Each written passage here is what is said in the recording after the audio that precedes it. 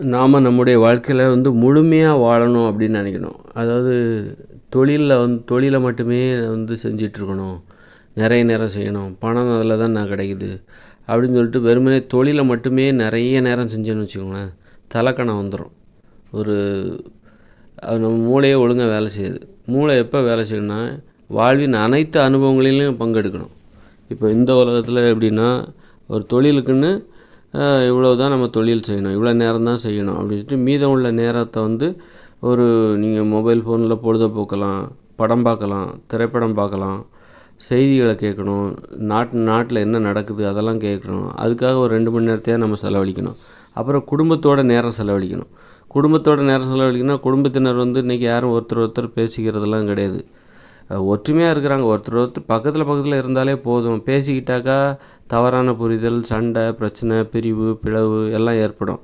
அது எல்லாத்துக்குமே தெரிஞ்சிருக்கு. அதனால் பேசுகிறத தவிர்த்துருவோம். ஒற்றுமையாக இருப்போம், ஒன்றா இருப்போம், பக்கத்தில் இருப்போம். அதுவே பெரிய விஷயம். அந்த பக்கத்தில் இருப்போம், அந்த விஷயம் பெரிய விஷயம். அதற்காக அந்த விஷயத்தில் பாதிப்பு வந்துடக்கூடாது. இப்போ பேசினா ஒற்றுமையாக இருக்க முடியாது. ஆக அப்போ இங்கே எது முக்கியம்? இப்போ ஒருத்தர் குடும்பத்தில் இருக்காங்க, ஒருத்தர் சகஜமாக பேசி சிரிக்கிறாங்க, சண்டை போடுறாங்க அப்படின்னு வச்சுக்கோங்க. ஒரு உரிமையோடு சண்டை போடுறாங்க, சிரிக்கிறாங்க, ஜாலியாக இருக்கிறாங்கன்னு வச்சுங்க. அங்கே என்ன ஆகுனாக்கா தவறான புரிதல் வரும். எப்போதும் இருக்க மாட்டாங்க. சண்டை வரும், பிரிவு ஏற்பட்டுரும். அப்போது மக்கள் என்ன முடிவு பண்ணுறாங்க? பேசுகிறது முக்கியமாக, பேசி ஜாலியாக இருக்கிறது முக்கியமாக, ஒற்றுமையாக இருக்கிறது முக்கியமாக? பேசி ஜாலியாக இருந்தால் ஒற்றுமை இருக்காது. ஏதாவது சண்டை கிண்டை பிரிஞ்சு போயிடுவாங்க. நான் தனியாக போகிறேன்னு சொல்லிட்டு பிரிஞ்சிருவாங்க. வீட்டில் இருக்கவங்க ஒன்றா இருக்க மாட்டாங்க, சண்டைகள் வந்துடும். அப்புறம் ஒரு அமைதி இல்லாமல் போய்டும். ஆக எது தேவை? மக்களுக்கு எது முக்கியம்? இப்போதைக்கு எது முக்கியம்? பேசுகிறதும் முக்கியம்தான். ஆனால் பேசுனா என்னாகும்? ஒற்றுமை இருக்காது, மனசில் அமைதி இருக்காது. அதனால் மக்கள் என்னவோ முடிவு பண்ணுறாங்க, எது முக்கியம் அப்படின்னா ஒற்றுமை தேவை, மனசில் அமைதி தேவை. அமைதி தான் ரொம்ப முக்கியம். அதனால் என்ன பண்ணுறோம்? அதற்கு தடையாக இருக்கிற எல்லாத்தையும் தவிர்த்திடலாம். பேசுகிறத கூட நம்ம குறைச்சிக்கலாம். ஒற்றுமையாக இருப்போம், ஒன்றா இருப்போம். ஆளுக்கு ஒரு மொபைல் ஃபோன் பார்த்துட்டு ஒன்றா உட்காந்து சாப்பிடுவோம். ஒற்றுமையாக இருப்போம், அமைதியாக இருக்கணும், மனசும் அமைதியாக இருக்கணும். அது தேவையில்லாத விஷயங்களை பேசக்கூடாது. அப்படிங்கிற மாதிரி ஒரு புரிதலில் இப்போ மக்கள் வாழ்ந்துட்டுருக்காங்க.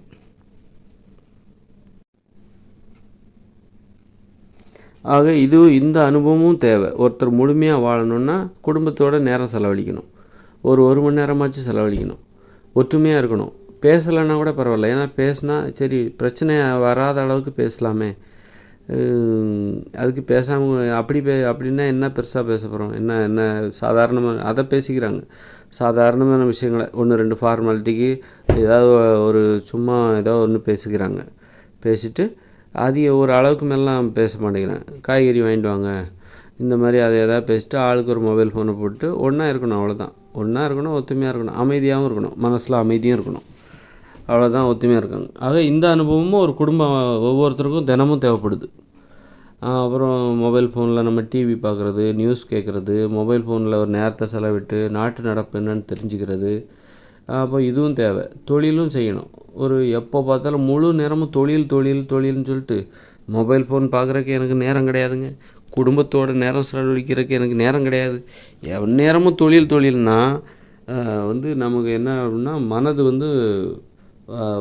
அதில் ஒரு நெகிழ்வுத்தன்மை இருக்காது. ஒரு மாதிரி தலைக்கணம் வந்துடும். எந்நேரமும் ஒருத்தர் தொழில் செய்கிறாருன்னா அவருக்கு தலைக்கணம் வந்துடும்.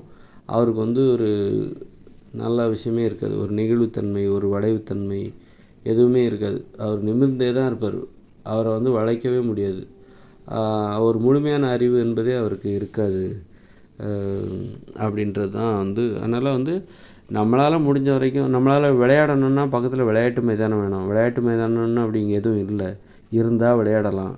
இதுக்காக நம்ம எங்கேயோ இருக்கிற விளையாட்டு மைதானத்தில், அது வேற ஒரு தெருவில் இருக்கும், அங்கே போய் நம்ம விளையாண்டா நம்மளை அந்நியராக பார்ப்பாங்க. விளையாட்டு மைதானங்கிறது வீட்டு பக்கத்தில் இருக்கணும். நம்ம அப்போ விளையாட்டு மைதானம் இருக்கிற இடத்துக்கு போய் விளையாட வேண்டியதானே. அப்படின்னா அது வேற ஒரு தெருவில் இருக்கும். அங்கே போயிட்டு போனோன்னா இவர் யார் அப்படிங்கிற மாதிரி வித்தியாசமாக பார்ப்பாங்க. சிரமப்பட்டு போய் யாரும் விளையாட மாட்டாங்க. விளையாடுறது எதுவும் ஈஸியாக இருக்கணும். விளையாடணும், டெய்லி விளையாடணுன்னா விளையாடுறதுக்கு தயாராக இருக்கும். ஆனால் விளையாட்டு மைதானம் பக்கத்துலேயே இருக்கணுமே, அது ஈஸியாக இருக்கணும். அப்படி நடந்தால் ஒரு நிமிஷம் கூட ஆகக்கூடாது விளையாட்டு மைதானம் போகிறதுக்கு போய் விளையாடுறதுக்கு. ஆனால் இல்லை, இருந்தால் விளையாடலாம். விளையாட்டையும் இணைச்சிக்கலாம். அப்படியே ஒரு நம்மளால் முடிஞ்ச அளவுக்கு நம்ம வாழ்க்கையை முழுமைப்படுத்தணும். தொழில் மட்டுமே முழுமை அல்ல. தொழிலை மட்டுமே செய்து கொண்டிருந்தால் அது முழுமை அல்ல. அதனால் நாம் ஒரு முழுமையான அறிவோடையும் அமைதியோடையும் இயல்பாகவும் இருக்கணும். அப்படின்னா நம்ம எப்போதும் எல்லா விஷயங்கள்லையும் ஒரு நல்ல சினிமாக்களை பார்க்கணும். பாட்டு சினிமாவிலே தான் வருது. அப்புறம் மொபைல் ஃபோன் பார்க்கணும், யூடியூப் பார்க்கணும், ஃபேஸ்புக் பார்க்கணும். அப்புறம் குடும்பத்தினரோடு நேரத்தை செலவிடணும். ஒரு அரை மணி நேரமாச்சும் 1 மணி நேரமாச்சும் நேரத்தை செலவிடணும். தொழிலுக்கு ஒரு 8 மணி நேரத்தையாக செலவிடணும். நீங்கள் தொழிலுக்கு மட்டும் 10, 13 மணி நேரம், 14 மணி நேரம் செலவிட்டிங்கன்னா குடும்பத்துக்காக நேரம் செலவிட முடியாது. குடும்பத்துக்கு எப்படி நேரத்தை செலவிடணுங்கிறதையும் சொல்லிட்டேன். அதுக்காக ஜாலியாக பேசணும் அப்படிலாம் பேசினா சண்டை வந்துடும், பிரிவு வந்துடும், பிளவு ஒரு மனசில் அமைதி இருக்காது. ஆக ஒற்றுமை என்பது ரொம்ப முக்கியம், அமைதி என்பது ரொம்ப முக்கியம். அதற்காக பேசுவதை கூட தவிர்த்து விடலாம். அப்படின்ற மாதிரி முடிஞ்ச வரைக்கும் நம்ம வாழ்க்கையை முழுமையாக வச்சுக்கிற மூலமாக அதே நேரத்தில் நம்ம தொழிலையும் நம்மளுடைய ஒரு லட்சியமும் இருக்கணும். நமக்கு அந்த லட்சியத்துக்காகவும் நாம் கவனமாக இருக்கணும். லட்சியத்தையும் விட்டு கொடுத்துடக்கூடாது. அப்படின்னு சொல்லிட்டு அப்படி ஒரு உணவு கட்டுப்பாடு, உணவு பற்றின ஒரு அறிவு அதெல்லாம் இருக்கணும். எல்லா விஷயத்துலையும் நம்ம ஒரு முழுமையாக இருக்கணும். சும்மா கிடைக்கிறத சாப்பிட்டு போகிறத விட ஒரு உணவு விஷயத்துலேயும் ஒரு முழுமையான ஒரு தேடல், ஒரு நல்ல அறிவார்ந்த தேடல் இருக்கணும். நல்ல உணவுகளை உண்ணணும், உடற்பயிற்சி செய்யணும். இப்படி ஒரு முழுமையாக நம்ம அதுக்கு நேரத்தை செலவிடணும். தொழிலுக்கு மட்டுமே உடற்பயிற்சி செய்ய மாட்டேன், எதுவுமே செய்ய மாட்டேன், நல்ல உணவுகளை சாப்பிட மாட்டேன், தொழிலை மட்டுமே எப்போதும் செஞ்சுக்கிட்டே இருப்பேன் அப்படின்னா அது என்னவா மாறும் அப்படின்னா உடம்புல நோயை வரவழைத்து விடும். ஏன்னா அந்த உடலில் அமைதி இருக்காது. ஒரு மாதிரி அந்த உடல் ரொம்ப கடினமாக மாறிவிடும். உடலும் மனதும் கடினமாக மாறிவிடும். எப்போதும் முழு நேரமும் ஒரு தொழிலே செய்கிற ஒருத்தருடைய மனசு கடினமாக மாறிவிடும், கல்லாக மாறிவிடும்.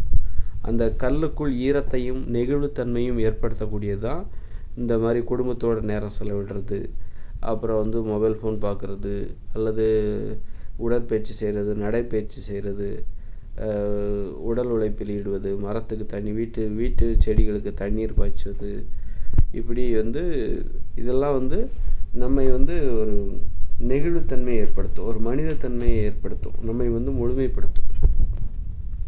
முழு நேரமும் தொழில் செஞ்சாக்கா நாம் ஒரு வாழுகின்றோம் என்கிற உணர்வே நமக்கு ஏற்படாது. எப்போ உணர்வு ஏற்படும் தெரியுமா? முழுமையாக நம்ம வாழணும். அதாவது குடும்பத்திற்காக நேரம் செலவிடுவது, அப்புறம் குடும்பத்திற்கு நேரம் செலவிடுவது, தொழிலுக்கு இவ்வளோ தான் நேரத்தை செலவிட்டு குடும்பத்தினரோடு 1 மணி நேரத்தையோ 2 மணி நேரத்தையோ செலவிடுவது, உடற்பயிற்சி செய்வது, நடைப்பயிற்சி, இப்போ தான் இப்படி எல்லாமே சேர்ந்தால் தான் நம்ம வாழ்க்கையை அனுபவிக்கிறோம், வாழுகின்றோம் அப்படிங்கிற நிறைவே நமக்கு கிடைக்கும், அப்படிங்கிற திருப்தியே நமக்கு ஏற்படும். வெறும் தொழில் அதை தவிர வேறு எதுவுமே நமக்கு சிந்தனைக்கே இல்லை அப்படின்னா நமக்கு வாழுகின்றோம், வாழ்க்கையை அனுபவிக்கின்றோம் அப்படிங்கிற உணர்வே ஏற்படாது, ஒரு திருப்தியே ஏற்படாது.